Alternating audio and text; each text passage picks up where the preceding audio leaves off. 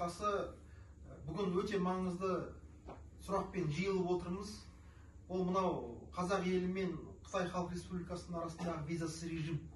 Бұл визасыз режим қазір халықтың алаңдаушылығын туғызуда. Әлемнің 265 мемлекеттің бірде-бірінде Қытаймен визасыз режим жоқ екен.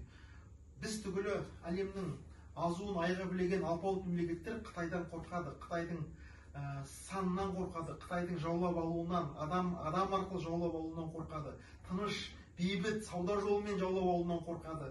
Сондықтан бізде сақтансам Құдай сақтайын дейді, біз бұдан алаңдап отырмыз. Халықтың басына түскен, иығына түскен салмақ бұл бізге ең бірінші бізге түседі. Сондықтан мынау Малай елі кезінде Қытай жаулап, Қытай бірте-бірте сауда арқылы бүкіл елін жаулап алу қаупі туғанда жерін кесіп беріп, қазір Сингапур сол кезде пайда болған.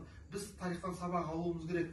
Қазақтың аяулы азаматы Жүсіпбек Аймауытов айтады, Қытай бұл сабанның топаны сияқты дейді, ағылып келіп саудамен ел алудың, жер алудың мыңдаған тарихи тәжірибесі бар. Қытайдан өте сақ болу керек дейді.